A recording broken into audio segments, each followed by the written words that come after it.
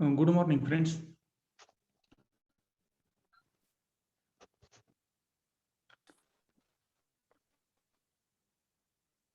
तर आपण मागल्या लेक्चरला बघितलंय. ओके, आपलं कुठला चॅप्टर चालू आहे तर ट्रान्सपिरेशन. ओके, ट्रान्सपिरेशन मध्ये आपण बघितलं ट्रान्सपिरेशनची डेफिनेशन.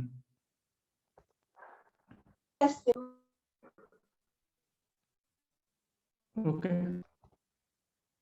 तर त्याचे टाइप्स बघितले, स्टोमॅटा स्ट्रक्चर बघितलं, क्लासिफिकेशन बघितलं स्टोमॅटाचं. त्यानंतर आपण बघितलेलं की फॅक्टर्स अफेक्टिंग ट्रान्सपिरेशन. ओके, कोणकोणते घटक अफेक्ट करतात ट्रान्सपिरेशनचा, म्हणजे रेट डिफाईन करतात. त्यामध्ये आपण एक्सटर्नल फॅक्टर बघितले, त्यानंतर काही इंटरनल फॅक्टर बघितले. ओके, त्यानंतर आपण आलो होतो आता mechanism of water absorption. Okay, महत्वाचा म्हणजे महत्वाचा पार्ट या चॅप्टरचा, मेकॅनिझम ऑफ वॉटर ऍब्सॉर्प्शन. कशा पद्धतीनं वॉटर ऍब्सॉर्ब करून घेतलं जातं प्लांट मध्ये.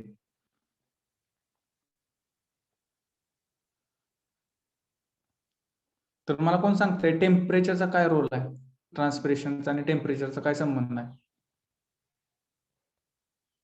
आपण बघितले ना फॅक्टर. काय होतं टेम्परेचरचा, कसा इफेक्ट होतो ट्रान्सपिरेशनवर? टेम्परेचर वाढलं तर ट्रान्सपिरेशन रेट सुद्धा वाढणार आहे आणि टेम्परेचर कमी झालं तर transpiration. Very good. Okay,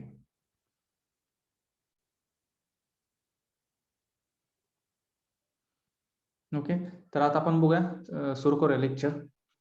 mechanism of water absorption. बघा, the uptake of water by plant is called water absorption. आपल्याला माहित आहे अपटेक करणं. ओके, प्लांटनं वॉटर अपटेक करणं म्हणजे त्याला काय म्हणतो, water absorption.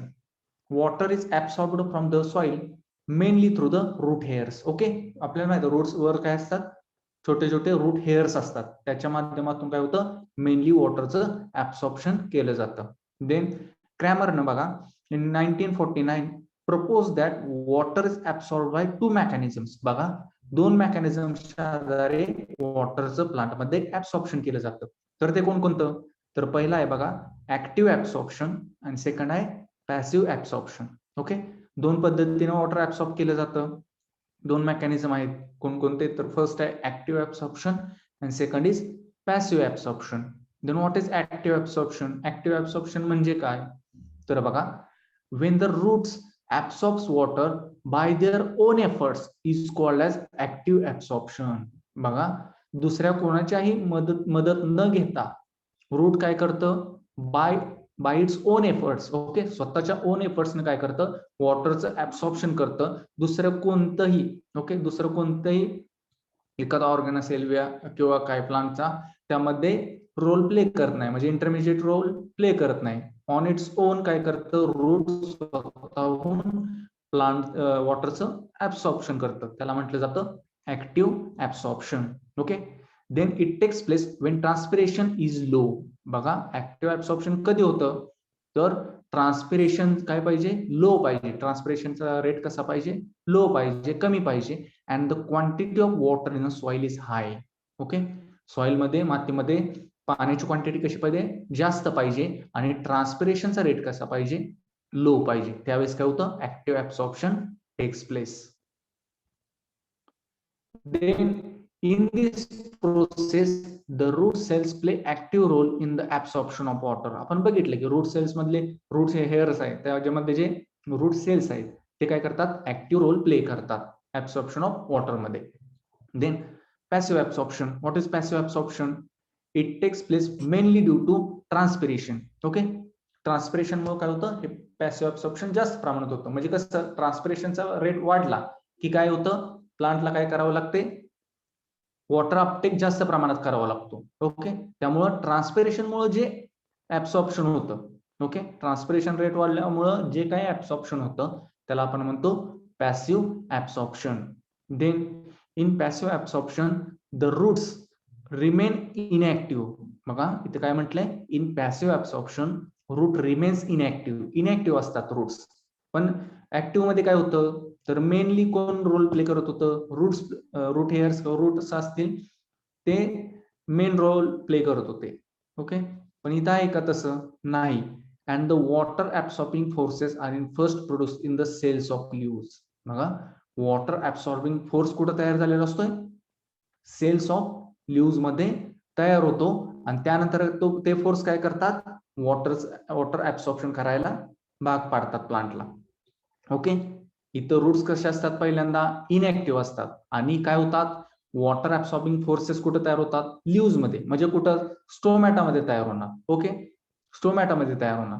Then in passive absorption of water takes place when rate of transpiration is high. जेव्हा रेट ऑफ ट्रान्सपिरेशन हाय असेल त्यावेळेस काय होतं, पॅसिव्ह ऍब्सॉर्प्शन टेक्स प्लेस होतं. ट्रान्सपिरेशन रेट हाय असल्यामुळे काय होणार, स्टोमॅटा लीव्स मध्ये आहेत ते काय करणार, जास्तीत जास्त वॉटर काय करणार, त्या फोर्सद्वारे काय करणार, स्वतःकडे खेचून घेण्याचा प्रयत्न करणार. ओके, त्यामुळे काय होणार, वॉटरचा अपटेक जास्त प्रमाणात होणार. ओके, आणि ट्रान्सपिरेशन थ्रू काय होणार, ते लॉस होणार. ओके, त्यामुळे पॅसिव्ह ऍब्सॉर्प्शन मध्ये काय होतं, रेट ऑफ ट्रान्सपिरेशन कसा असतोय, तर हाय असतोय, आणि ऍक्टिव्ह मध्ये कसा असतोय, तो लो असतोय ट्रान्सपिरेशनचा rate. In rapid evaporation of water from a leaves during transpiration create a tension in water in the xylem of leaves. Okay, xylem कसले टिश्यू आहे, कसले water conducting tissue. Very good, xylem ही वॉटर कंडक्टिंग टिश्यू आहे, आणि phloem कसली,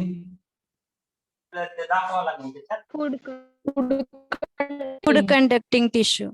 food conducting tissue आहे. Very good, हे माहित असावं, बेसिक आहे, कळत नाही झायलम काय म्हणजे काय आहे त्याचं फंक्शन मेन, आणि फ्लोएमचं काय आहे. ओके, झायलम काय वॉटर कंडक्टिंग टिश्यू आहे. ओके, या झायलम मध्ये काय होतं, एक टेन्शन क्रिएट होतं. ओके, आपण बघितले की झायलम असे ट्यूब्स असतात किंवा कॉलम्स असतात प्लांटच्या खोडात किंवा ब्रँचेस मध्ये, ते काय करतात, वॉटर ट्रान्सपोर्ट करायचं काम करतात all over the body of plant. Okay, all over बॉडीला काय करायचं, वॉटर प्रोव्हाइड करायचं काम ते करतात. त्यामुळे काय होतं, यामध्ये एक टेन्शन क्रिएट होतं. ओके, झायलम वेसल मध्ये टेन्शन क्रिएट होतं, त्यामुळे काय होतं, वॉटर ऍब्सॉर्प्शन होतं. बघा ना, आता ट्रान्सपिरेशन रेट आहे त्यामुळे काय होणार, स्टोमॅटो ओपन झालेला असणार आहे, त्यामुळे वॉटर काय होणार आहे, होत असणार आहे, जास्त प्रमाणात लॉस होत असणार आहे. मग हे वॉटर लॉस होणार भरून काढण्यासाठी स्टोमॅटा काय करणार, जे काही फोर्सेस आहेत त्याद्वारे ते वॉटर स्वतःकडे खेचून घेणार. ओके, त्यामुळे काय होणार, एक टेन्शन क्रिएट होणार. ओके, झायलम वेसल मध्ये का, तर रूटद्वारे जे काही वॉटर ऍब्सॉर्ब केलेलं आहे ते कुठे येणार, झायलम टिश्यू मध्ये येणार. झायलम टिश्यू परत ते स्टोमॅटा पर्यंत न्यायचं काम करतं. ओके, त्यामुळे काय होतं, एक टेन्शन तयार होतं, आणि या टेन्शनमुळे, या फोर्समुळे काय होतं, वॉटर ऍब्सॉर्प्शन केलं जातं, त्याला म्हटलं जातं पॅसिव्ह ऍब्सॉर्प्शन. ओके, इथं रूटचा काय रोल आहे का, नाही, रूट काही रोल प्ले करत नाही, फक्त काय की ज्या फोर्स क्रिएट होतात. ओके, लीव्स मध्ये काय होतात, फोर्स क्रिएट होतो, त्या फोर्स क्रिएट केल्यामुळं वॉटर ऍब्सॉर्प्शन करावं लागतं प्लांटला, त्यामुळे जे ऍब्सॉर्प्शन होतं त्याला म्हटलं जातं पॅसिव्ह ऍब्सॉर्प्शन. ओके, समजलं ऍक्टिव्ह काय आहे आणि पॅसिव्ह काय आहे. त्यानंतर बघा, आता महत्वाचा, व्हेरी व्हेरी इम्पॉर्टंट, म्हणजे तुम्हाला विचारतात हे सेमिस्टर एंडला किंवा मिड टर्मला, ह्यातला एखादा डिफरन्स तुम्हाला विचारतील काय. तर बघा, आपण बघूया, फर्स्ट कॉलम मध्ये दिले ऍक्टिव्ह ऍब्सॉर्प्शन आणि सेकंड मध्ये पॅसिव्ह ऍब्सॉर्प्शन. तर ऍक्टिव्ह मध्ये बघा, active absorption of water occurs due to activity of roots and particularly root hairs. आपण बघितलं की ऍक्टिव्ह ऍब्सॉर्प्शन कशाच्या माध्यमातून होतं, तर ऍक्टिव्ह रोल कोणाचा असतोय, तर रूट आणि रूट हेअरचा असतोय. ओके, पॅसिव्ह मध्ये कसं असतंय, passive absorption of water occurs due to the activity of upper part of plant such as shoot आणि लीव्स. ओके, आपण बघितलं की लीव्स मध्ये काय होत आहेत, फोर्सेस क्रिएट होत आहेत, ते फोर्सेस काय करतात, वॉटर अपटेक करायला भाग पडतात. ओके, झायलम वेसल मध्ये काय करतात, टेन्शन क्रिएट करायचं काम करतात, त्यामुळे रूट्स काय करतात, म्हणजे त्यांच्यावर टेन्शन क्रिएट झाल्यामुळे ते काय करतात, वॉटर ऍब्सॉर्प्शन करतात. ओके, आणि अशा वेळी काय असतो, ट्रान्सपिरेशन रेट हा हाय असतो. Okay, then second one, it requires energy or ATP. आपण बघितलं by on its own. Okay, स्वतःच्या हिमतीवर तो काय करतो, रूट्स ऍक्टिव्ह मध्ये वॉटर ऍब्सॉर्प्शन करायचं काम करतात. ओके, त्यामुळे काय लागते त्याला, it requires energy. Okay, it requires energy in the form of, कशाच्या फॉर्म मध्ये मग ते एटीपी ॲडेनोसाईन ट्रायफॉस्फेटच्या माध्यमातून ते एनर्जी लागते. Okay, active absorption requires energy. महत्वाचा MCQ, active water absorption requires energy. Okay, then passive water absorption मध्ये it does not requires energy. इथे एनर्जीची काय गरज आहे का, नाही काय. कारण का, तर फोर्सेस क्रिएट होत आहेत आणि फोर्सेस क्रिएट झाल्यामुळे जे टेन्शन निर्माण होत आहे. ओके, जे काही टेन्शन निर्माण होत आहे त्यामुळे वॉटरचं ऍब्सॉर्प्शन होत आहे.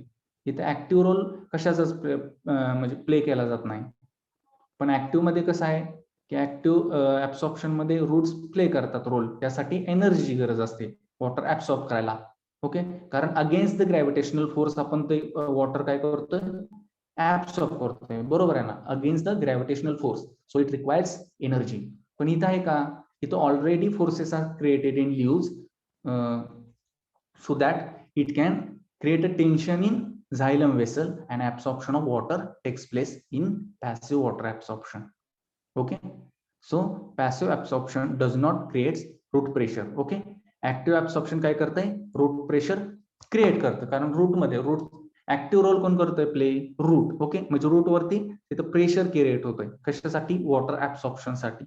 पण पॅसिव्ह ऍब्सॉर्प्शन मध्ये होतंय का तसं, काय नाही होत. passive absorption does not create root pressure तयार करत नाही.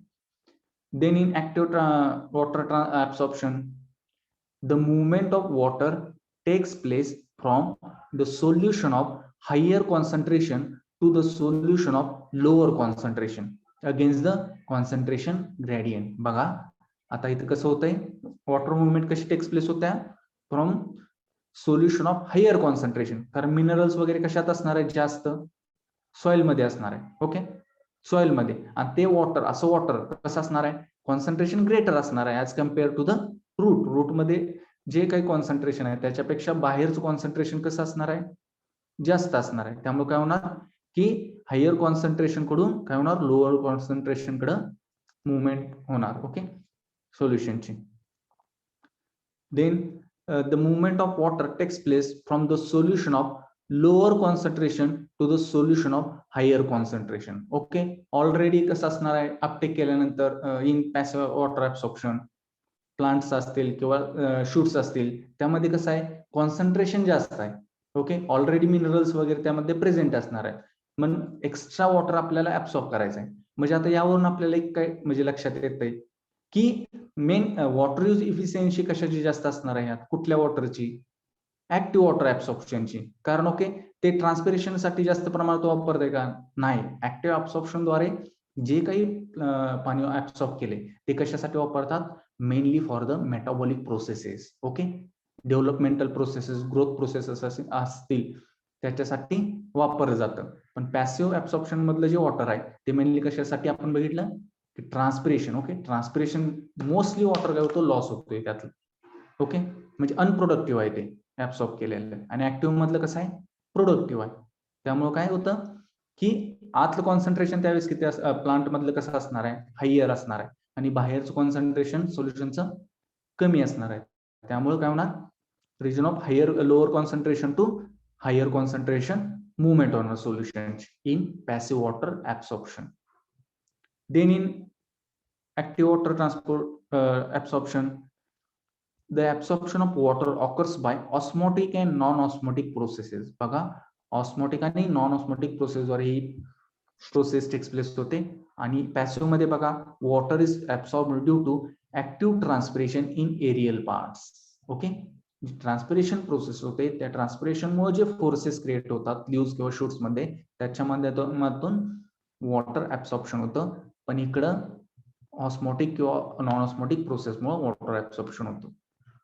देन बघा, in the movement of water living part of protoplast is involved. Okay, active water absorption मध्ये काय होतं की लिव्हिंग पार्ट ऑफ प्रोटोप्लास्ट ही काय होतो, इन्व्हॉल्व्ह होतो.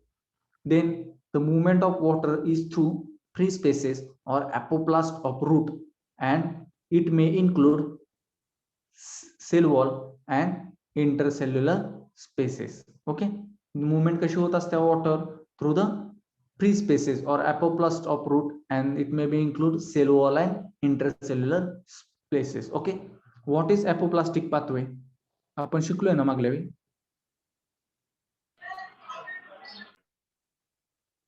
काय आहे apoplastic pathway?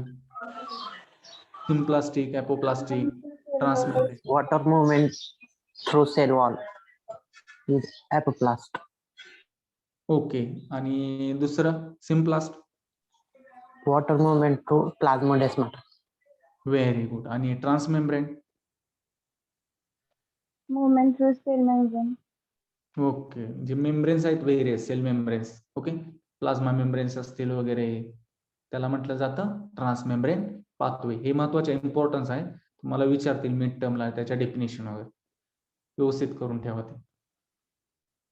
ओके, देन 7वं बघा, evidences in support of active water absorption are root pressure, bleeding and guttation. Okay, आपल्याला ऍक्टिव्ह वॉटर ट्रान्सपोर्ट झाला आहे कशाच्या माध्यमातून, म्हणजे कोणते इव्हिडन्स आहे त्यासाठी? तर रूट प्रेशर क्रिएट होत आहे, ब्लिडिंग होतं आणि गटेशन. या प्रोसेसद्वारे आपल्याला समजतं की ऍक्टिव्ह वॉटर ऍब्सॉर्प्शन झालेलं आहे म्हणून. आणि पॅसिव्ह वॉटर ऍब्सॉर्प्शन कशामुळे समजतं आपल्याला? evidences in support of passive water absorption can be given by cutting the roots under water. Okay, cut केल्यानंतर रूट्स, वॉटर म्हणजे वॉटर मध्ये आहेत रूट्स ऑलरेडी, आणि ते कट केल्यानंतर आपल्याला ते दिसतं की त्यामुळे काय होणार आहे, कट केले तर जास्त प्रमाणात वॉटर काय होणार आहे, ट्रान्सफायर होणार नाही. मग आपल्याला कळणार की हे कशामुळं, पॅसिव्ह वॉटर ऍब्सॉर्प्शन इथे जास्त होत होतं, पण आता रूट कट्स केल्यामुळे तिथे काय होणार आहे, वॉटर ऍब्सॉर्प्शन जास्त प्रमाणात होत नाही. ओके, तर हे झालं difference between active and passive absorption. महत्वाचं आहे, करून ठेवायचं.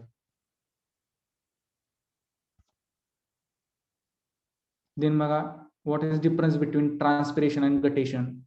ओके, गटेशन आपल्याला माहित आहे, आपण डेफिनेशन त्याची बघितल्या. ट्रान्सपिरेशन तुम्हाला माहित आहे, पण बघूया आपण डिटेलमध्ये आता. बघा, the loss of water in the form of water vapour from the aerial parts of plant is called as transpiration.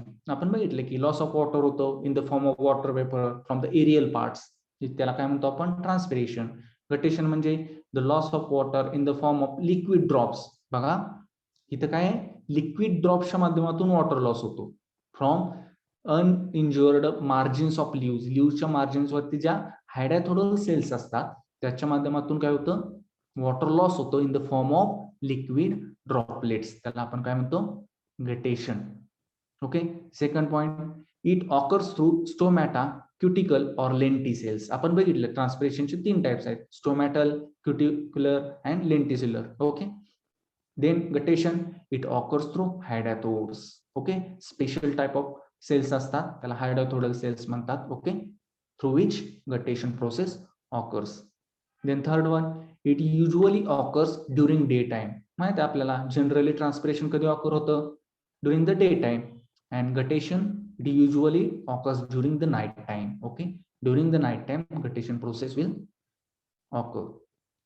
Then fourth one, water vapors are pure and free of dissolved substances. Okay, जे water vapours असतात ते काय असतात, pure and free of dissolved substances. त्यामध्ये कोणत्याही प्रकारचा डिझॉल्व्ड minerals, salts असं काहीच नसते. प्युअर वॉटर फॉर्म मध्ये ते वेपर्स असतात. But in guttation water has many dissolved substances. Okay, guttation through जे वॉटर ड्रॉपलेट्स म्हणजे वॉटर लॉस होतं त्यामध्ये काय असतात, डिझॉल्व्ड मिनरल्स असतील, साल्ट असतात present. Okay, then fifth one, it is controlled phenomena. Okay, transpiration ही कसं आहे, कंट्रोल्ड फेनॉमेना. आपण बघितलं की एक्सटर्नल फॅक्टर्स असतील, इंटरनल फॅक्टर्स, यामध्ये जर चेंज झाला तर ते काय होतात, ट्रान्सपिरेशन प्रोसेस सुद्धा चेंज होते. ओके, त्यामुळे काय आपण कंट्रोल करू शकतो. ओके, कंट्रोल करू शकतो अशा फॅक्टरला, म्हणून कंट्रोल्ड प्रोसेस आहे, कंट्रोल्ड फेनॉमेनॉन. पण गटेशन हे कसं आहे, इट इज अनकंट्रोल्ड फेनॉमेनॉन. म्हणजे इथं इट इज नॅचरल, म्हणजे ऑकर होणारच आहे त्यामध्ये. ओके, ती प्रोसेस चालू राहणारच आहे, अनकंट्रोल्ड फेनॉमेनॉन. पण ट्रान्सपिरेशन कसं आहे, आपण कंट्रोल करू शकतो, पण guttation it is uncontrolled phenomenon. Then 6 one, universal phenomenon and occurring plant. Okay, universal phenomenon आपल्याला माहिती आहे ट्रान्सपिरेशन ऑकर होतच प्लांट्स मध्ये बऱ्यापैकी. ओके, होतच transpiration. Then it occurs only some plants like grasses. Okay, काही ग्रासेस आहेत, ओके, गवतवर्गीय प्लांट्स आहेत, त्यामध्ये फक्त काय होतं, हे गटेशन प्रोसेस ही ऑकर्स होत असत्या. Not universal phenomenon. हा युनिव्हर्सल फेनॉमेनॉन, फक्त काही ग्रासेस मध्ये हे ऑकर्स होतं. पण ट्रान्सपिरेशन कसं आहे, बऱ्यापैकी सगळ्याच क्रॉप्स मध्ये हे ऑकर होतं. Then 7th one, it's lower than the temperature of surface. Okay, हे काय करतं, lower the temperature of surface. Leaf surface असतील, ओके, त्याच काय करतं, सरफेस टेम्परेचरचं कमी करतं. ओके, कारण वॉटर लॉस होतो, त्याच्यामुळे काय होतं, आपोआपच लीफचं जे सरफेस टेम्परेचर आहे ते काय होतं, कमी होतं. Then it lacks such relationship. म्हणजे टेम्परेचर आणि ओके, टेम्परेचरचा काही तर संबंधच येत नाही. ओके, नाईटला प्रोसेस होते त्याच्यामुळं टेम्परेचरचा इथं काय संबंध येत नाही. पण डेला कसं टेम्परेचर जास्त असल्यामुळे लीफचं सरफेस वाढलेलं असते, लीफचं टेम्परेचर वाढलेलं असते. त्यामुळे काय होतं, हे टेम्परेचर कमी करायचं काम कशाच्या माध्यमातून होतं, तर ट्रान्सपिरेशनच्या माध्यमातून. Then 8th one, the stomata of leaves become closed, open or closed according to the need. Usually they remain open during the day and closed during night. आपल्याला माहिती आहे जनरली स्टोमॅटा काय असतो, open during the day and closed during night. Okay, according to need ते स्टोमॅटाचं opening आणि closing ठरत असते.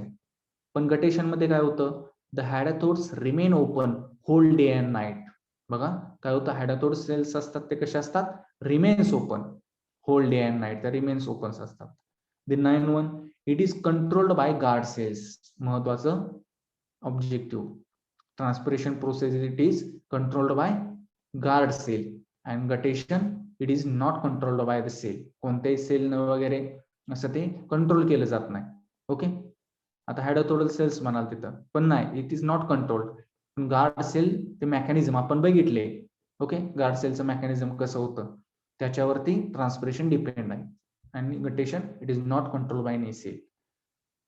ओके, तर इथं आता एक डेफिनेशन आहे बघा, वॉटर यूज इफिशियन्सी. ओके, काय आहे म्हणजे वॉटरची यूज इफिशियन्सी काय आहे, तर काय आहे बघा, वॉटर यूज इफिशियन्सी म्हणजे जेवढं वॉटर ऍब्सॉर्ब केलंय प्लांटनं त्याच्यापैकी किती वॉटर हे म्हणजे युजफुल ह्याच्यासाठी, म्हणजे प्रोडक्शन ऑफ म्हणजे प्रोडक्टिव्ह यूज साठी वापर केलं जातं, तर त्याला म्हटलं जातं वॉटर यूज इफिशियन्सी. म्हणजे काय, it is the ratio of water used in plant metabolism. बघा हा रेशो आहे, कशाचा ratio, water used in plant metabolism to the water lost through the transpiration. बघा काय होतं, एकूण बघा 100% पैकी किती बाबा प्लांटनं ऍब्सॉर्ब केलं वॉटर, कशासाठी, तर त्याच्या मेटाबॉलिक प्रोसेसेससाठी. म्हणजे लिव्ज तयार कराय, लिव्हची जाडी वाढवाय, त्यानंतर फ्रुट्स तयार कराय, फ्लावर्स, यासाठी किती वापरलं पाणी, आणि ट्रान्सपिरेशन किती झालं ऍब्सॉर्ब केलेल्यापैकी, यांचा जो रेशो आहे त्याला म्हटलं जातं water use efficiency. Okay, out of बघा 97% of total water is lost through the plant. बघा जवळजवळ 97%, 100% पाणी ऍब्सॉर्ब केलं प्लांटनं, तर त्यातलं 97% पाणी हे काय होतं, ट्रान्सपिरेशन थ्रू लॉस होतं. Then 2% water is used for growth and development of plant. त्यातलं 2% वॉटर काय कशासाठी वापरलं जातं, तर ग्रोथ आणि डेव्हलपमेंटसाठी. आणि 1% वॉटर कशासाठी, तर बायोमास प्रोडक्शनसाठी. ओके, बायोमास प्रोडक्शन, लिव्ज असतील, स्टेम्स असतील, फ्रुट्स असतील किंवा फ्लॉवर्स असतील, ह्यासाठी काय केलं जातं, फक्त 1% वॉटर यूज केलं जातं. मला लक्षात, तिथं फॉर्म्युला दिलं, water use efficiency is equal to water used for metabolic processes divided by water lost by transpiration. Okay, हे झालं water use efficiency.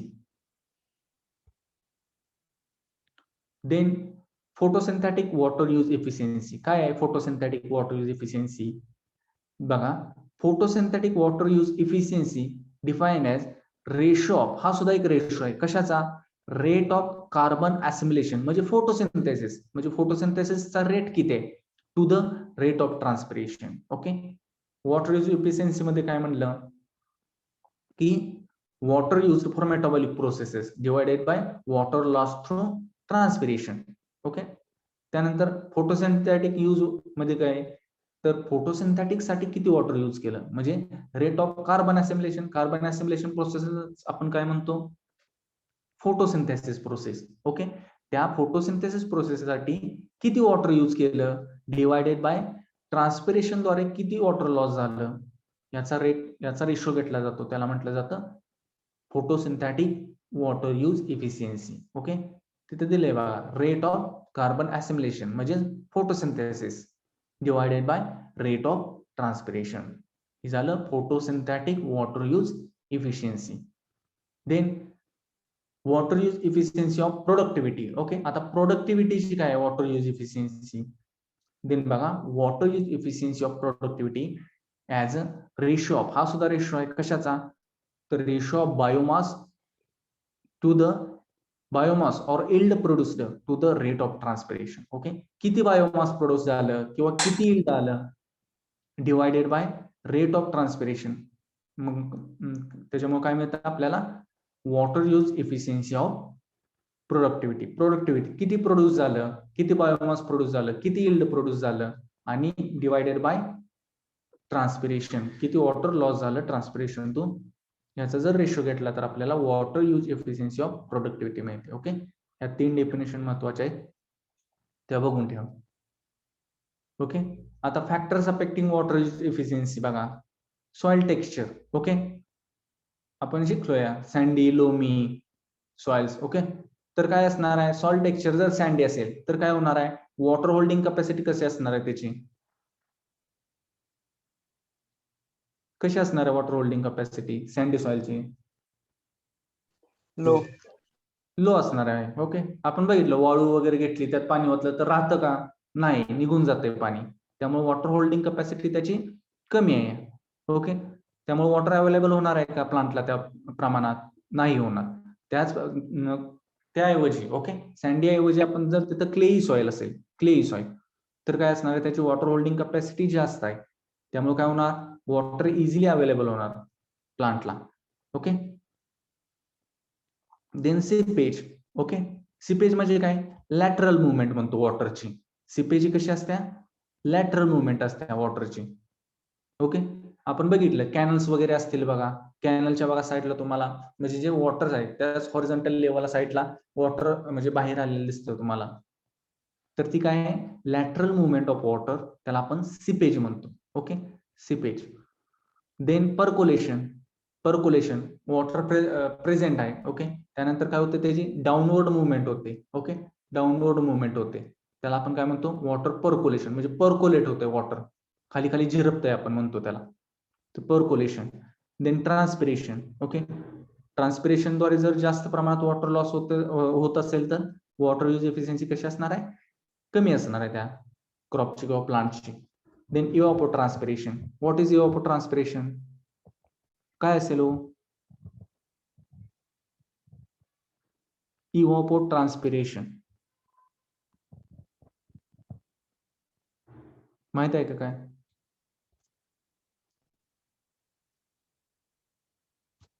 इव्हापोट्रान्सपिरेशन हे मध्ये काय आहे, इव्हापोरेशन आणि ट्रान्सपिरेशन ह्या दोन्ही प्रोसेस ऑकर्स होतात. आता इव्हापोरेशन कशा थ्रू होणार, इव्हापोरेशन ही प्रोसेस म्हणजे कुठे ऑकर होणार,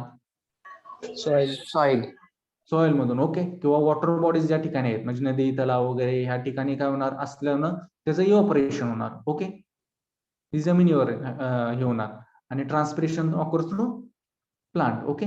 या दोन्हींचं मिळून जर हे केलं त्याला कंबाईन इफेक्टला आपण काय म्हणतो, इव्हॅपोट्रान्सपिरेशन. इव्हॅपोट्रान्सपिरेशन जर रेट जर जास्त असला तर काय, water available to the plant हे कसं असणार आहे, कमी प्रमाणात असणार. ओके. तर हे झालं factors affecting water use efficiency. Okay. तर समजलंय, टॉपिक इथं संपलाय आपला ट्रान्सपिरेशन. समजलं का सांगितलेलं, येस सर. ओके. काय प्रॉब्लेम असेल तर विचारा. महत्वाचं आहे बघा ट्रान्सपिरेशन, त्याचे टाइप्स. ओके. टाइप्स नंतर opening and closing of stomata, guard सेलचं इम्पॉर्टन्स काय आहे.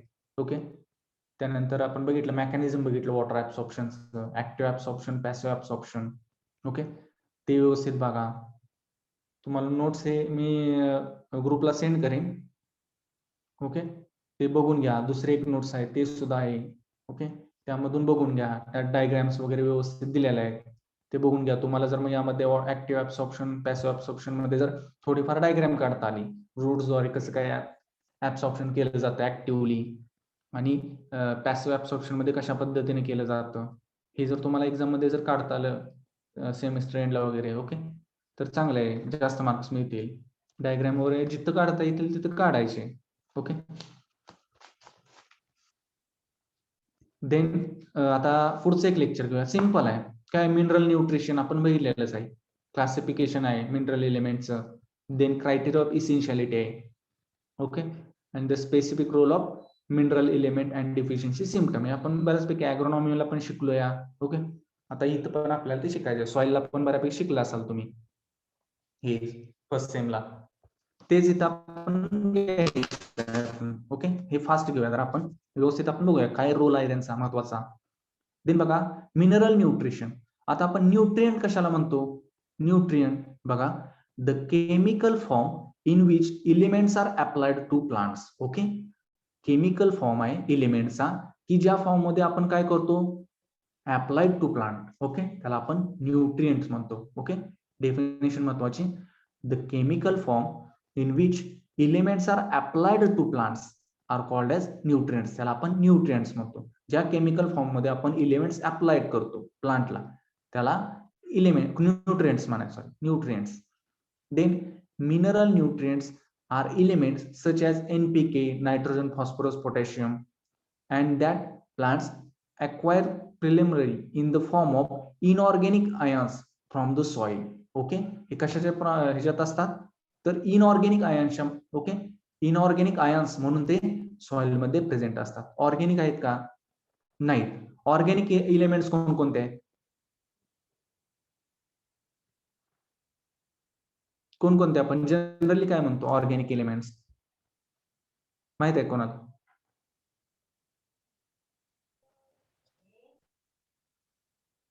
Compounds containing carbon and hydrogen. Very good, म्हणजे hydrocarbons. Okay, generally carbon, hydrogen. Okay, जे कंपाऊंड्स असतात त्याला आपण काय म्हणतो? ऑर्गॅनिक म्हणतो. ओके, आणि इथं जर विचार केला तर CHO म्हणजे कार्बन, हायड्रोजन आणि ऑक्सिजन आहे, हे जनरली कसे आहेत? ऑर्गॅनिक आहेत. आणि बाकीचे जे कसे आहेत? इनऑर्गॅनिक फॉर्म्स मध्ये असतात सॉइल मध्ये. Okay, then the study of plants how obtain and use of mineral nutrients is called as mineral nutrition. बघा, स्टडी ऑफ प्लांट्स करतो की ते कसे ऑब्टेन करतात मिनरल न्यूट्रिएंट्स आणि त्याचा यूज कसा आहे. ओके, कसे ऑब्टेन करतात आणि त्याचा यूज काय आहे मिनरल न्यूट्रिएंटचा, हे कशात आपण स्टडी करणार आहे? मिनरल न्यूट्रिशन मध्ये. ओके, प्लांट कशा पद्धतीनं ऑब्टेन करतात हे न्यूट्रिएंट्स आणि त्या मिनरल न्यूट्रिएंटचा यूज कसं करतात. Okay, for the production of biomass, यासाठी त्याला म्हणतात mineral nutrition. Then chemical analysis of plant has shown that plant contain 40 different elements. Okay, 40 वेगवेगळ्या प्रकारचे एलिमेंट्स आहेत की ते कशासाठी? प्लांटच्या नॉर्मल ग्रोथ आणि डेव्हलपमेंटसाठी महत्वाचे आहेत. Then normal growth and development of plant. That's why the elements are called as essential element or of crop or plants. Okay, J elements which are necessary for normal growth and development of plants are called as essential element or essential element म्हणतो आपण त्यांना. Okay, की असे element जे normal growth आणि development प्लांटच्या साठी महत्वाचे आहे त्यांना आपण काय म्हणतो? Essential elements. Then essential elements are classified into two categories according to quantity required by plants. Okay, essential elements काय केले? परत दोन टाइप्स मध्ये डिवाइड केले. कोणकोणते?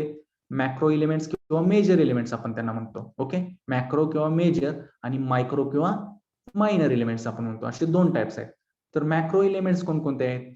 The essential elements which are required by the plants in comparatively large amount. Okay, हे जास्त प्रमाणात लागतात. इसेन्शियल एलिमेंट आहेत असे की जे कसे लागतात? कंपॅरेटिव्हली लार्ज प्रमाणात लागतात प्लांट्सला त्यांना म्हटलं जातं मॅक्रो इलिमेंट्स. तर कोणकोणते आहेत आपल्याला माहित आहे, carbon, hydrogen, oxygen, nitrogen, phosphorus, potassium, calcium, magnesium आणि सल्फर. ओके, हे काय आहेत comparative requires comparatively in large amount, so they are called as macro. Okay, macro elements or major elements. Okay, त्याचं परत आपण दोन टाइप मध्ये करतो. ओके, प्रायमरी आणि secondary.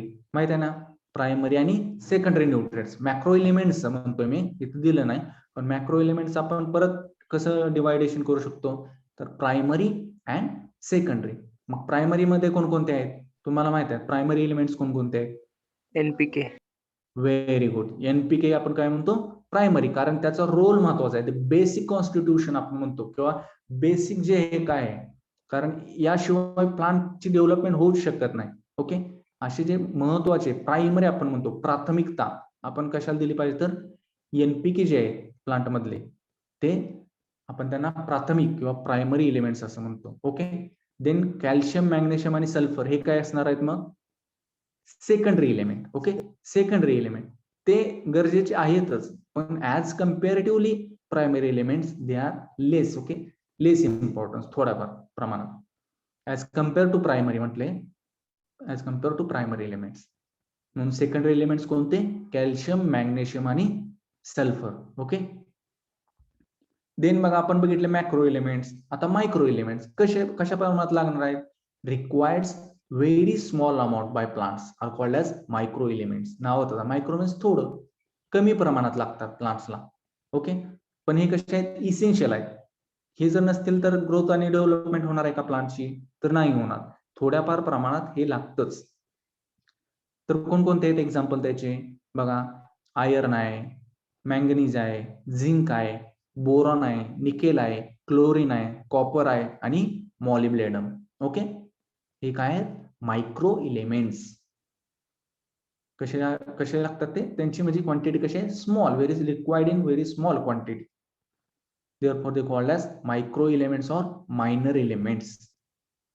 Then classification of plant minerals according to biochemical function. Okay, biochemical फंक्शनच्या आधारे आपण आता त्याचं क्लासिफिकेशन केलं, तर त्याचं 4 ग्रुप्स मध्ये क्लासिफिकेशन केले बघा. Group first, group second, group third आणि ग्रुप 4 असं 4 ग्रुप मध्ये क्लासिफिकेशन केलंय अकॉर्डिंग टू बायोकेमिकल रिएक्शन नुसार.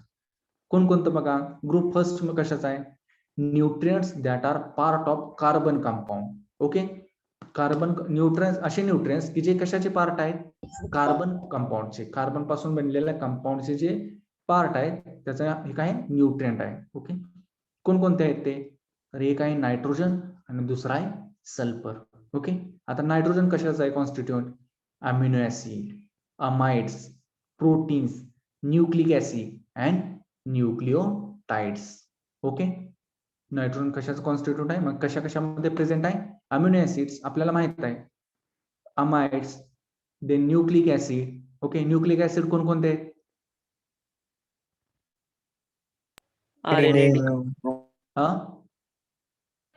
RNA, DNA. Okay, very good. आणि न्यूक्लिओटाइड आणि न्यूक्लियोसाइड मधला मला कोण फरक सांगते, न्यूक्लिओटाइड्स म्हणजे काय आणि न्यूक्लियोसाइड्स म्हणजे काय.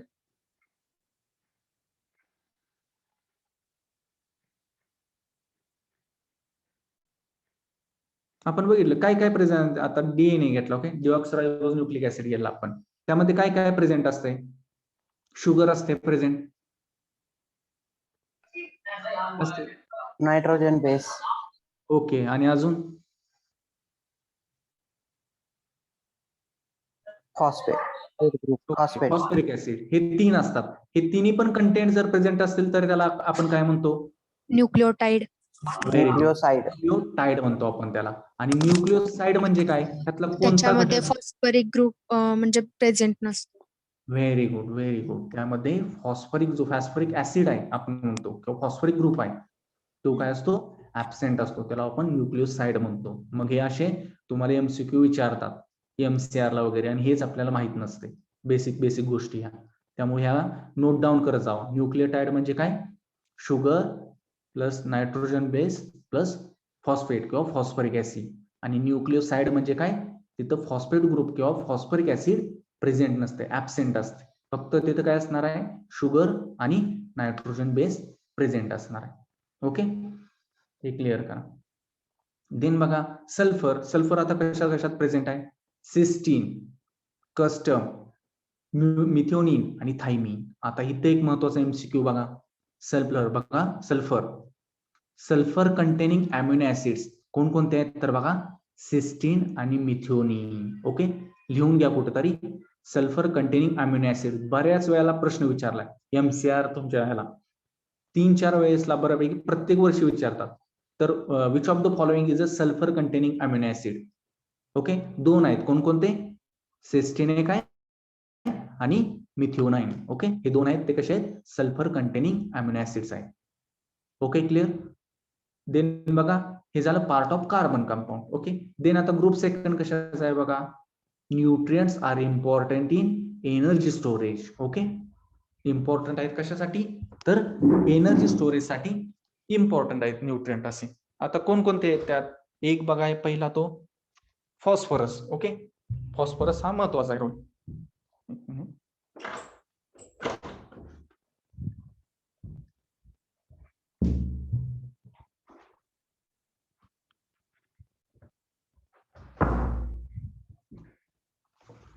ओके, आपण काय बघत होतं, nutrients are important in energy storage. Okay, तर पहिला काय phosphorus. Okay, it is a component of sugar phosphate nucleic acid. Okay, आपण बघितलं कंपोनंट आहे डीएनए आरएनएचा तो शुगर फॉस्फेटचा.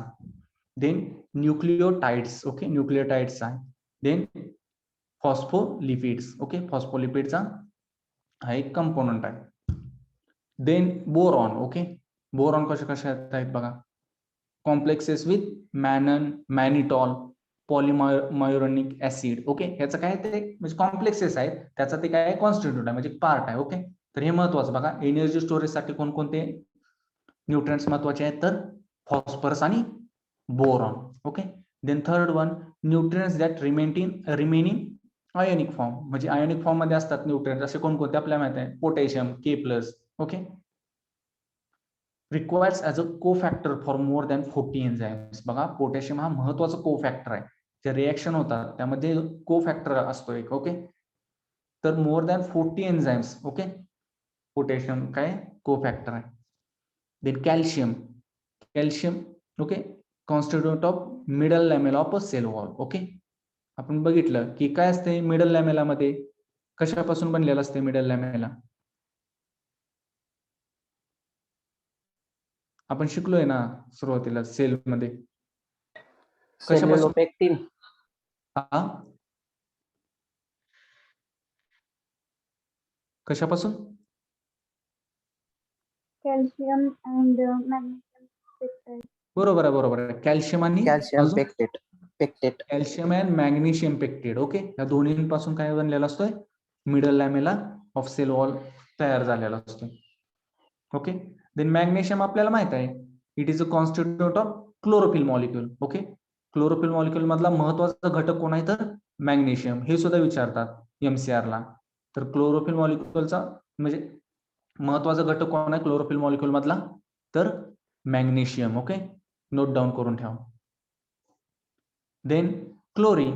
Okay, chlorine required for photosynthetic reaction. Okay, photosynthetic म्हणजे जे प्रकाश संश्लेषण आपण म्हणतो, ज्वारी वनस्पती त्यांचं अन्न तयार करतात, त्या रिएक्शन मध्ये कोण इन्व्हॉल्व होतं तर chlorine. Okay, then manganese required for activity of dehydrogenase, carboxylase, kinase, peroxidase आणि ऑक्सिडेज एन्झाइम्स. ओके, हे एन्झाइम्स आहेत. Okay, dehydrogenase, carboxylase, then kinase, then peroxidase, oxidase. Okay, ह्याचं वेगवेगळं रोल आहे. डिहायड्रोजिनेज म्हणजे काय, हायड्रोजन रिमूव्ह करायचं.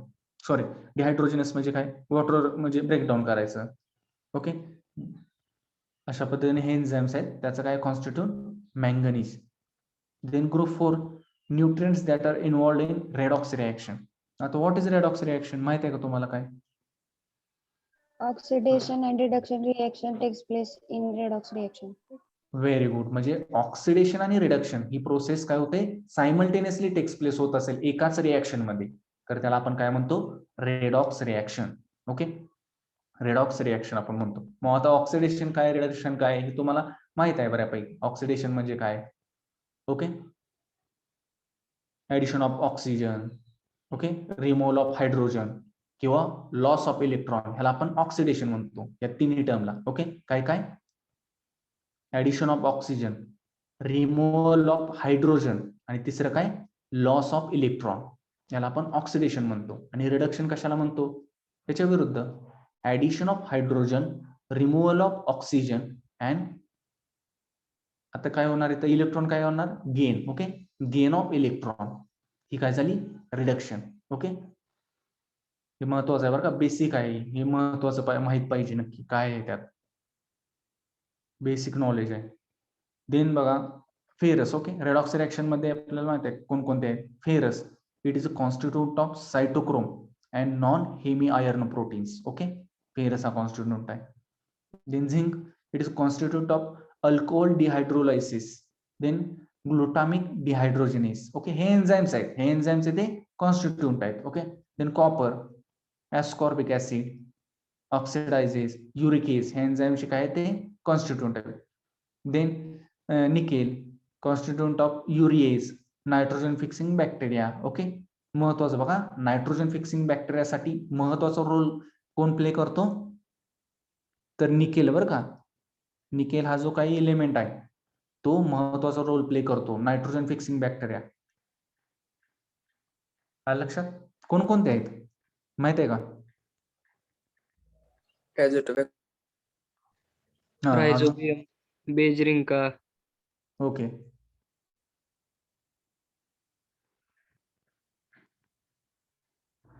ऍसिटोबॅक्टर कशात वापरतात? सिरियल क्रॉप मध्ये. बरोबर आहे, सिरियल, पण स्पेसिफिक सिरियल क्रॉप कोणतं तुम्हाला? सॉरी, ऍसिटोबॅक्टर म्हणजे स्पेसिफिक क्रॉप रेकमेंड केलंय त्यासाठी, आणि हे तुम्हाला ऑब्जेक्टिव्ह विचारतात MCR. Sugar cane. Okay, sugar cane साठी स्पेशली रिकमेंड केलंय ऍसिटोबॅक्टर. ओके, तर ते माहित असू द्या. त्यानंतर रायझोबियम आहे, ऍसिटोबॅक्टर आहे. देन बघा molybdenum. Okay, it is constitute of nitrogenase. Okay, nitrogenase जे काय एन्झाइम आहे किंवा नायट्रेट रिडक्टेज आहे त्याचं कॉन्स्टिट्यूट काय, मॉलिब्डेनम. ओके, हे दोन महत्वाचे, निकेल असेल मॉलिब्डेनम असेल, हे महत्वाचे आहेत बघा, ते जरा इम्पॉर्टंट आहे. Then role and deficiency symptom of mineral elements, म्हणजे रोल काय आहे त्या नायट्रोजन या एलिमेंटचा क्रॉप मधला, आणि त्याची डिफिशियन्सी झाली तर काय दिसतात सिम्पटम्स. ओके, ते आपल्याला त्यात स्टडी करायचे. त्याच्या अगोदर आपण बघूया की एक टर्म आहे हिडन हंगर म्हणून. ओके, हिडन हंगर म्हणून एक टर्म आहे. ओके, काय आहे तर हिडन हंगर म्हणून म्हणजे दडलेली भूक किंवा लपलेली भूक आपण त्याला म्हणतो. काय आहे नक्की, तर बघा कसं होतं प्लांटमध्ये, काही प्लांट आहेत का नाही की त्यामध्ये इंटरनली डिफिशियन्सी असते न्यूट्रिएंट्सची. बघा, इंटरनली म्हणजे प्लांटच्या आतमध्ये त्या न्यूट्रिएंटची डिफिशियन्सी असत्या, तरी सुद्धा काय होतात ते डिफिशियन्सी सिम्पटम म्हणजे एक्सटर्नली ते काय करतात, डिफिशियन्सी सिम्पटम्स दाखवत नाहीत. ओके, दाखवत नाहीत, तर अशा फेनॉमेनॉनला काय म्हणतो आपण, हिडन हंगर. म्हणजे बघा, the phenomenon in which plants does not show any deficiency symptom, म्हणजे डिफिशियन्सी सिम्पटम बाहेरनं एक्सटर्नली दाखवत नाही. एट किंवा अल्थू इट हॅज इंटरनल डिफिशियन्सी, त्याच्यात इंटरनली डिफिशियन्सी आहे त्या एलिमेंटची, पण तो एक्सटर्नली ती दाखवत नाही डिफिशियन्सी सिम्पटम, त्याला म्हटलं जातं hidden hunger. Phenomenon in which plant does not show any deficiency symptom, at it has internal deficiency is called as hidden hunger. Okay, समजलं का? महत्वाचं डेफिनेशन आहे बघा, विचारतात what is hidden hunger. Hidden hunger म्हणजे काय? ओके, कोण सांगते? मी सांगितलं डेफिनेशन आता. ओके, काय समजलं बरं, काय समजलं तुम्हाला मी आता सांगितली डेफिनेशन त्यातनं? प्लांट मध्ये इंटरनली एफिशियन्सी असून सुद्धा ते एक्सटर्नली दाखवत नाही, त्याला हिडन हंगर म्हणतात. Very good. म्हणजे इंटरनल डिफिशियन्सी असते त्यात, म्हणजे कमतरता असते इंटरनली, पण एक्सटर्नली ती डिफिशियन्सी दाखवत नाही क्रॉप किंवा प्लांट, त्याला म्हटलं जातं hidden hunger. Okay, very good. त्यानंतर बघा आता पुढे आहे की तुमच्या म्हणजे सिलेबस मध्ये आहे की क्रायटेरिया ऑफ इसेन्शियालिटी आहे काय. Okay, criteria of essentiality. तर बघा, क्रायटेरिया ऑफ इसेन्शियालिटी हा कोणी दिलाय, तर तुम्ही ॲग्रोनॉमीला पण शिकला असाल फर्स्ट सेमला. कोणी दिलाय माहित आहे का? Arnon and Stout. Very good, very good. Arnon आणि स्टाउटने दिलाय. Criteria of essentiality of element is given by Arnon and stout.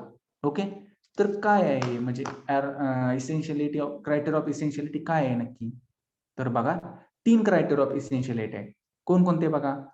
पहिला आहे बघा, element must be essential for normal growth or reproduction. बघा, element must be essential for normal growth or reproduction and the plant processes cannot produced without it. म्हणजे काय, तर element must be essential म्हणजे हे इसेन्शियलच आहे प्लांट मध्ये. ते जर त्याची जर कमतरता असेल किंवा ते जर प्लांट मध्ये प्रेझेंट नसेल तर प्लांट प्रोसेसेस किंवा प्लांटची ग्रोथ आणि डेव्हलपमेंट आहे ती होऊ शकत नाही. ओके, म्हणजे हे इसेन्शियलच आहेत, मस्ट आहेत. प्लांट मध्ये प्रेझेंट असणं ते मस्ट आहे. ते जर प्रेझेंट नसतील तर प्लांटची ग्रोथ, नॉर्मल ग्रोथ आणि डेव्हलपमेंटही होणार नाही आणि प्लांट मध्ये जे काही मेटाबॉलिक प्रोसेसेस आहेत त्या सुद्धा होऊ शकणार नाही. Okay, element must be essential for normal growth on reproduction and the plant processes cannot be occur without it. Okay, हा झाला पहिला क्रायटेरिया. देन सेकंड वन कोणता? The element cannot be replaced by another element. बघा, the element cannot be replaced by another element. आता समजा crop मध्ये जर nitrogen deficiency आहे आणि तुम्ही जर फॉस्फरस जर ऍड केलं तर चालेल का? नाही ना. तुम्हाला काय केलं पाहिजे? नायट्रोजनच ऍड केलं पाहिजे किंवा नायट्रोजनच दिलं पाहिजे प्लांटला. ओके, म्हणून the element cannot be replaced by another element. Okay, त्या एलिमेंटचा पर्टिक्युलर असं फंक्शन, स्पेसिफिक असं फंक्शन आणि रोल प्लांट मधलं आहे. ओके, ते दुसऱ्या एलिमेंट्सना आपण रिप्लेस करू शकत नाही. म्हणून the element cannot be replaced by another element. Okay, हा जायला second criteria. Then what is third? तर बघा, the requirement must be direct. Okay, the requirement कशी असली पाहिजे? इट शुड बी डायरेक्ट असली पाहिजे. म्हणजे कसं, तर त्यामुळे एखादा कोणता म्हणजे टॉक्झिक इफेक्ट असेल किंवा दुसरा कोणता तरी इफेक्ट असेल, तो साईड इफेक्ट नाही झाला पाहिजे. It should be directly given. Okay, directly त्याचा इम्पॅक्ट काय झाला म्हणजे त्या क्रॉपच्या ग्रोथ आणि डेव्हलपमेंट वरती झाला पाहिजे. त्यानं साईड इफेक्ट कोणते न दाखवता त्यानं डायरेक्ट क्रॉपच्या ग्रोथ आणि डेव्हलपमेंटला चालना दिली पाहिजे. ओके, इन्हान्स केलं पाहिजे. Therefore the requirement must be direct. Okay, हे झाले 3. एर्नॉन आणि स्टाउटने दिलं क्रायटेरिया ऑफ इसेन्शियालिटी, पहिलं, दुसरं आणि तिसरं. इसेन्शियल आहे पहिलं काय? इसेन्शियल आहे नॉर्मल ग्रोथ आणि रिप्रोडक्शन साठी आणि plant cannot produce without it. Then second one, the element cannot be replaced by another element. And third one, the requirement must be direct. Okay, तर हे झाले criteria of essentiality given by Arnon and Stout. Okay, समजलं?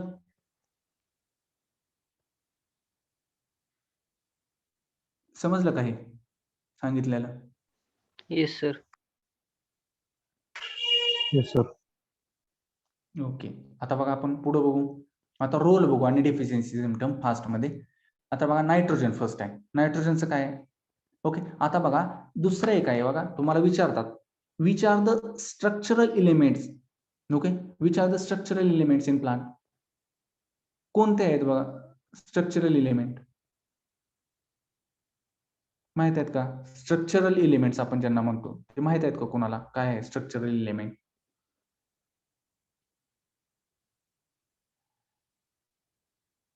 नाही का? बरं असू द्या. Carbon, hydrogen आणि ऑक्सिजन. ओके, हे जे काही 3 एलिमेंट्स आहेत त्यांना आपण काय म्हणतो? Structural element. ओके, कारण ते काय करतात? डिफाईन करतात स्ट्रक्चर. ओके, प्लांट असेल म्हणजे जे काही आहे आपण स्ट्रक्चरल ग्रोथ वगैरे होती प्लांटची वगैरे. ओके, बिल्डिंग अप एलिमेंट्स आपण त्यांना म्हणतो, की ज्यामुळं बिल्डिंग अप होतं. जे काही प्रोसेसेस असतील किंवा प्लांटची ग्रोथ होते ते कशामुळे, तर कार्बन, हायड्रोजन आणि ऑक्सिजन, म्हणून त्याला आपण काय म्हणतो, structural elements. Okay, note down करा. कार्बन, हायड्रोजन आणि oxygen are structural elements. Then आता आपण बघूया एक एक रोल. नायट्रोजनचं काय आहे? Nitrogen is essential component of, आपण बघितलं, protein, protoplasm, enzymes, also chlorophyll. Okay, nitrogen important constituent आहे. Then it is also constituent of purine, porphyrins and coenzymes. Okay, याचा सुद्धा कॉन्स्टिट्यूट आहे. देन डिफिशियन्सी सिम्पटम काय होतं? Yellowing of leaves due to loss of chlorophyll. Okay, yellowing होतात leaves. Okay, पिवळी पडायला लागतात. कशामुळं? Due to the loss of chlorophyll. हे डिफिशियन्सी सिम्पटम आहे नायट्रोजन्स. देन बघा आपल्या इकडं शाळू वगैरे जर तुमच्या इकडे करत असतील, ओके, शाळू किंवा हायब्रिड ज्वारी वगैरे करत असतील तर बघा पिवळा पडायला लागतो. त्यामुळे काय करतात? ब्रॉडकास्टिंग करतो आपण. ओके, युरिया काय करतो? ब्रॉडकास्ट करतो बऱ्यापैकी. ओके, तर ते काय झालेलं असते? क्लोरोफिलचा लॉस झाल्यामुळे काय झालं असते? येलोइंग आलेलं असते. ओके, नायट्रोजनची डिफिशियन्सी ते दाखवतो generally. Then phosphorus. Okay, phosphorus is important constituent of every living cell. Then composition of phospholipid, nucleic acid, nucleoproteins, coenzymes like NAD, NADP आणि ATP. ओके, यासारखं कोएन्झाइम्स आहेत. कशासाठी? न्यूक्लियोनामाइड डायफॉस्फेट आणि न्यूक्लियर डायफॉस्फेट. ओके, आणि ATP. Okay, ATPचं काय? ॲडेनोसाइन triphosphate. याचं काय आहे? ते कोएन्झाइम्स म्हणून ऍक्ट होतं. निकोटिनामाइड आणि निकोटिनामाइड डायफॉस्फेट. ओके, असं या दोन्हींचं काय आहे? ते कोएन्झाइम म्हणून ऍक्ट होतं. देन डिफिशियन्सी सिम्पटम्स काय आहे त्याचे?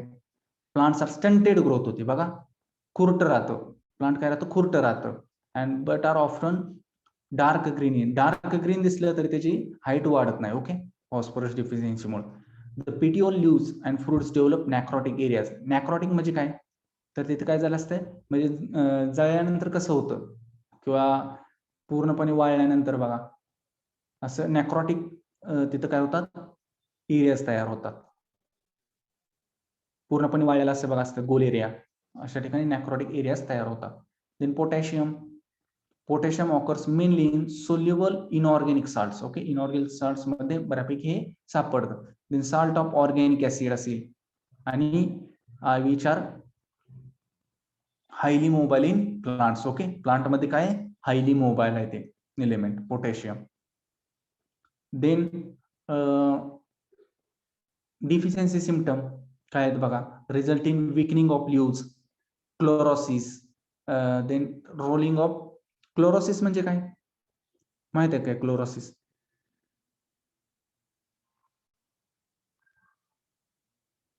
क्लोरोसिस म्हणजे काय? Loss of chlorophyll. Okay, chlorosis म्हणजे काय? Loss of chlorophyll. Then rolling of leaves, stunted growth, shortening of internodes. Okay, आपल्याला माहित आहे पोटॅशियम, ऊस वगैरे तुमच्याकडे असतील तर बघा पोटॅश टाकतात. पोटॅशियम आणि अमोनियम सल्फेट बघा आता या दिवसात बऱ्यापैकी टाकतात. का? तर जाडी वाढावी. ओके, जाडी असेल, ओके, इंटरनोडची, ऊसाची कांडी आपण म्हणतो. ओके, ते लांब होण्यासाठी आपण पोटॅश जनरली टाकतो. Then calcium. आता कॅल्शियम आपल्याला माहित आहे, it is constitute of middle lamella. It occurs in calcium pectate helps in cement of the cell wall, म्हणजे सिमेंटिंग एजंट, होल्ड करून ठेवायचं काम करतं. देन डिफिशियन्सी सिम्पटम काय आहे? It leads to the death of meristematic region. Okay, deficiency असेल तर मेरिस्टेमॅटिक region असतं, टीप असते बघा, काय काय क्रॉपचे किंवा प्लांटचे टीप रिजन असतोय, तो वाळल्यासारखा होतो, म्हणजे डेड झाल्यासारखा दिसतो. ते कशामुळं? तर कॅल्शियम डिफिशियन्सीमुळे. ओके, कॅल्शियम डिफिशियन्सीमुळे असं होतं. Then chlorosis occurs along the margin of young leaves becoming necrotic. Okay, necrotic होतात. Then magnesium. Okay, it plays an important role in photosynthesis and carbohydrate metabolism. Okay, photosynthesis आपल्याला माहित आहे, photosynthesis मध्ये important role कोणाचा आहे? मॅग्नेशियमचा.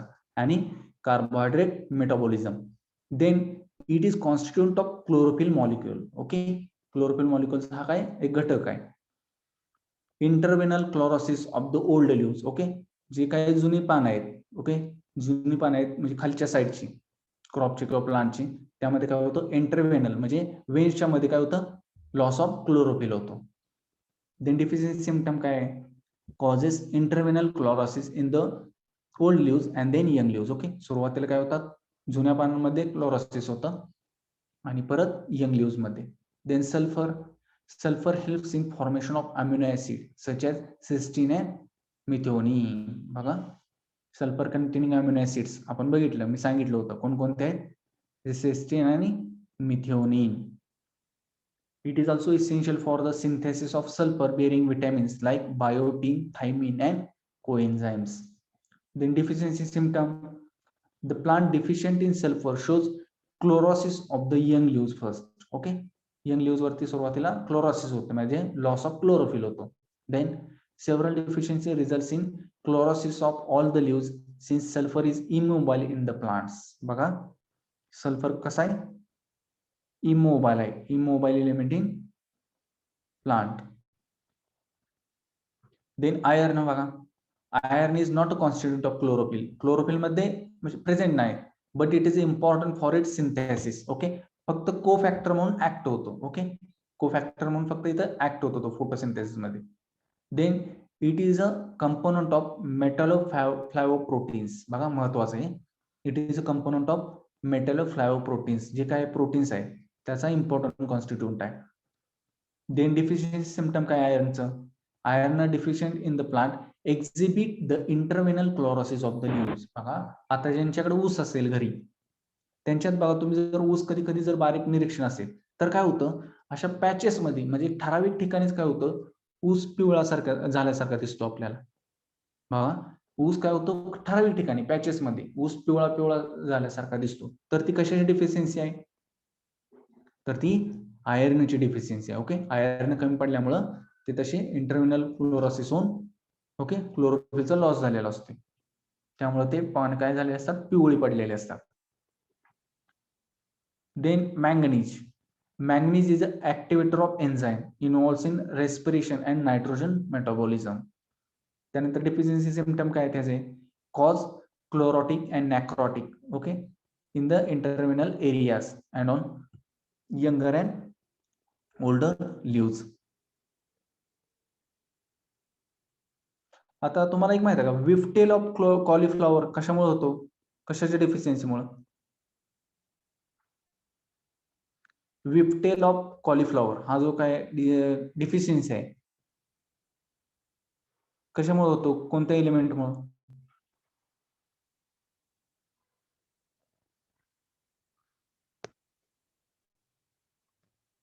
गेले का तुम्हाला कुठं हे विफ्टेल ऑफ कॉलीफ्लॉवर डिफिशियन्सी, तर मॅंगनीज डिफिशियन्सीमुळे होतो बघा. ओके, महत्वाचं हे विचारतात प्रत्येक वेळी, whiptail of cauliflower is cause due to manganese deficiency. Then बघा copper is required in very low concentration. Okay, high toxicity प्लांटला कशी हार्मफुल आहे. Then it is constituent of plastocyanin, polyphenol oxidase, ascorbic acid oxidase आणि nitrate reductase. Okay, copper महत्वाचा role play करतो. Then deficiency symptom, it causes नॅक्रोसिस of tip and margins of young leaves. Okay, टीपला आणि मार्जिन्सला लीव्हच्या म्हणजे साईडला कडेला काय होतात, नॅक्रोसिस सिम्पटम्स दाखवतात. Then zinc presence, the presence of zinc in trace elements essential for normal metabolism of plant. Okay, it is involved in the synthesis of auxin hormone. Very important. बघा ऑक्सिन हार्मोन सिंथेसिस साठी कोणता element महत्वाचा आहे, zinc element महत्वाचा आहे. Okay, synthesis of auxin hormone zinc element is important. Okay, महत्वाचं बघा, important लिहून ठेवा, नोट डाऊन. झिंक कशासाठी, सिंथेसिस ऑफ ऑक्सिन.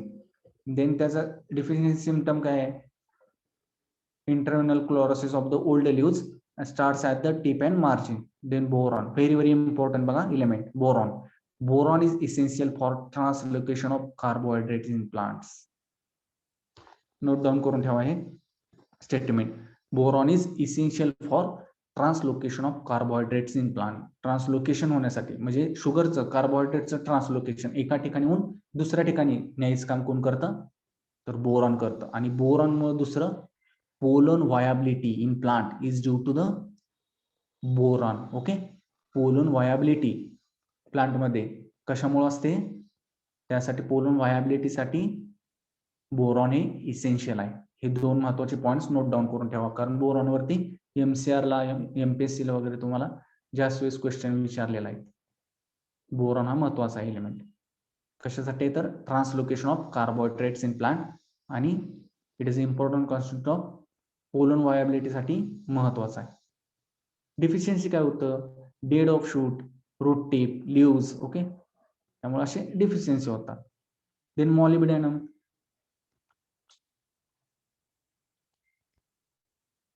Molybdenum बघा, molybdenum functions as an activator of the enzyme nitrate reductase which convert nitrate to nitrate and ammonium ions.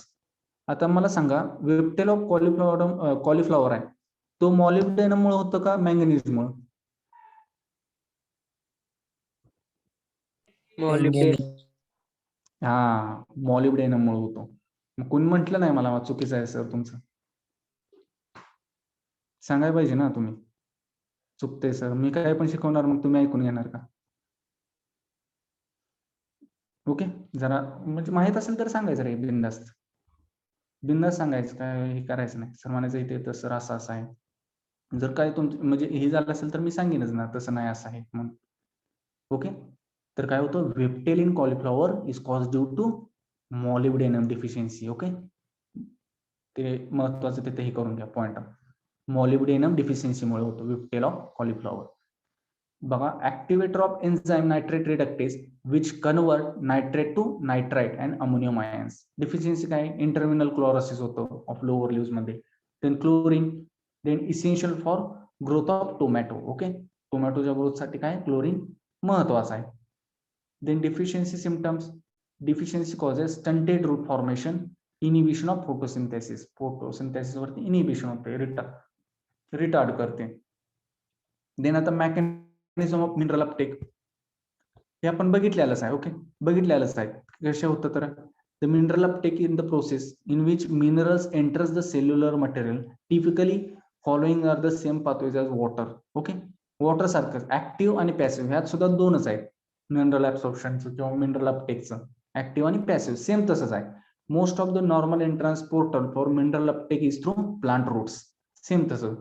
During transport throughout the plant, minerals can exist xylem and enter cells. Okay, minerals generally इथं xylem दिले म्हणजे water conducting असणार absorb काय होतं, त्यातनं xylem थ्रूच होतं mostly. Then mineral ion cross plasma membrane by chemiosmotic mechanism. Okay, chemiosmotic mechanism म्हणजे केमिकल तिथं इन्व्हॉल्व्ह होतं, त्यामुळे ऑस्मोसिस प्रोसेस घडून येते त्या ठिकाणी.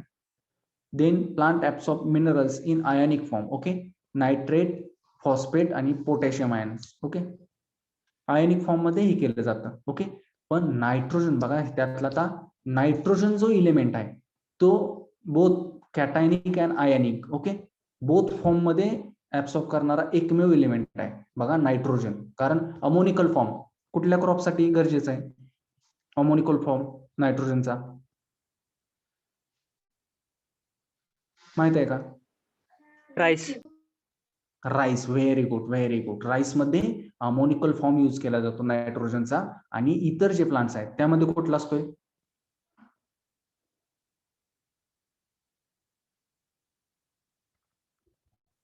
ओके, अमाइड फॉर्म असते. ओके, इतर अमाइड. ओके, ते कसे असतात, निगेटिव्ह. ओके, NH4 काय आहे, पॉझिटिव्ह प्लस आयन आला. ओके, आणि NO3 minus. Okay, negative. Okay, म्हणजे कॅटायनिक. कॅटायनिक म्हणजे काय, पॉझिटिव्ह कॅटायन. ओके, की ज्यानं इलेक्ट्रॉन लॉस केलाय. आणि अनायनिक म्हणजे काय, की ज्यानं इलेक्ट्रॉन गेन केलाय म्हणजे निगेटिव्ह आयन. असे दोन्ही पद्धतीतून नायट्रोजन. ओके, नायट्रोजन हा इलेमेंट हे करतो, दोन्ही फॉर्मचे दोन्ही टाईपचे आयन्स फॉर्म तयार करतो. महत्वाचं नोट डाऊन करून घ्या, विचारतात तुम्हाला नायट्रोजन. देन बाकीच काय नाही. the apparent nutrient acquired by the plant cells through the different methods, passive absorption आणि active absorption. Passive मध्ये काय, active आपल्याला माहिती आहे, रूट साईज सेम तसंच, एनर्जी लागते रिक्वायरमेंट. देन पॅसिव्ह absorption मध्ये काय होतं, it is absorption of mineral without direct expenditure of metabolic energy. Okay, इथे एनर्जी लागते का, पॅसिव्ह मध्ये काही लागत नाही, आपण हे बघितलंय. Passive absorption, mineral salt absorption is not affected by temperature and metabolic inhibitors. Okay, temperature and metabolic inhibitors ना ते इनिबिट केले जात नाही. त्यानंतर rapid uptake of ions when plant tissue are transferred from medium low concentration to higher concentration. Okay, त्यानंतर major hypothesis काय आहे त्यातली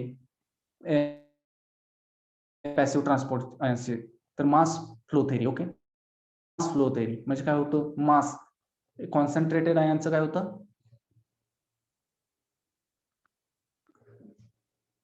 ब्लोन होतात. ओके, फ्लो होतात म्हणजे काय, कुठून, हायर कॉन्सन्ट्रेशन कडून लोअर कॉन्सन्ट्रेशन कडे. Then contact exchange theory, contact exchange म्हणजे रूट असेल आणि सॉइल मध्ये काय असणार, आता आयोनिक फॉर्म मध्ये प्रेझेंट असणार, आयोनिक फॉर्म मध्ये प्रेझेंट असणार इलेमेंट, ते काय होणार, कॉन्टॅक्ट एक्सचेंज थेरीने काय होणार, ते रूट काय करणार, ऍब्सॉर्ब करून घेणार. Then carbonic acid exchange theory, carbonic acid जर प्रेझेंट असेल तर काय होतं, कार्बोनिक ऍसिड मध्ये असणार जे हायड्रोजन आयन असतील किंवा कार्बन असेल, ओके, ऑक्सिजन असेल, ते काय होतं, एक्सचेंज थेरीने, ओके, एक्सचेंज केलं जातं बिटवीन रूट आणि त्या मिनरल. ओके, सॉइल मध्ये असलेल्याच एक्सचेंज होतं. आणि देन डोनाज इक्विलिब्रियम. ओके, काय होतं की प्लांट जोपर्यंत इक्विलिब्रियम म्हणजे आत आपण ऍब्सॉर्ब केलेलं जे एलिमेंट आहे त्याचं कॉन्सन्ट्रेशन आणि बाहेर प्रेझेंट असलेलं एलिमेंट त्याचं कॉन्सन्ट्रेशन इक्वल होत नाही. ओके, इक्वल होत नाही तोपर्यंत काय करत जातं, मिनरल अपटेक केला जातो प्लांटमध्ये. ओके, त्याला म्हटलं जातं डोनाज इक्विलिब्रियम. ओके, कुठंपर्यंत ऍब्सॉर्ब करतं की आतील कॉन्सन्ट्रेशन प्लांट मधल्या मिनरलचं आणि बाहेरील कॉन्सन्ट्रेशन जोपर्यंत इक्वल होत नाही, जोपर्यंत इक्वल होत नाही तोपर्यंत वॉटर काय करत असतं, मिनरलचा अपटेक करत असतं. ओके, तर हे झाले हायपोथेसिस. कोणकोणते आहेत बघा, mass flow, contact exchange, carbonic acid आणि Donnan's equilibrium. Then active absorption. Active absorption मध्ये आपल्याला माहित आहे, outer face of cell inner space generally occurs against concentration gradients, त्याला आपल्याला एनर्जी लागते. Then this energy is obtained from metabolic cell directly or indirectly. त्याचे दोन टाइप्स आहेत, कॅरियर हायपोथेसिस आणि cytochrome pump. Okay, carrier hypothesis म्हणजे carrier असतोय तो काय करतो, तर कॅरी करायचं काम करतो, मिनरल एलिमेंट आहे तो कॅरी करायचं काम करतो. Okay, from xylem vessel. Then cytochrome pumps असतात म्हणजे सक्शन पंप कसं असतं त्या पद्धतीने ओढून घेतलं जातं मिनरल्स प्लांट्स मध्ये, अशा पद्धतीचे सायटोक्रोम पंप्स असतात. Okay, then last ion accumulation एक डेफिनेशन आहे बघा. काय आयन अक्युमुलेशन, आपल्याला माहिती आहे अक्युमुलेशन साचणं, आयनचं साचणं म्हणजे काय, the penetration of ions of mineral salts into cells continuous even if concentration of ion inside is more than the external solution is phenomenon is called as accumulation. म्हणजे काय, plant absorb करते, okay, Uptake करते mineral न्यूट्रिएंट्सचा, पण ते ions काय झाले plant मध्ये जर साठतच राहिले म्हणजे घेतच राहिलं तर काय होणार आहे, त्याचं कॉन्सन्ट्रेशन काय होणार आहे, आतलं जास्त होणार आहे as compare to external concentration. त्याला म्हटलं जातं आयन अक्युमुलेशन. ओके, तर इथं आपलं हे कम्प्लीट झालं मिनरल न्यूट्रिशन. समजलं का, 12 वाजून गेलेत, समजलं का हे चॅप्टर? Yes sir. ओके, व्यवस्थित ही जरा स्टडी करा, नोट्स वगैरे मी तुम्हाला ग्रुपला सेंड करेन, डाउनलोड करून घ्या सगळ्यांनी. ओके, तर आज आपण आता इथं थांबू. Okay, thank you.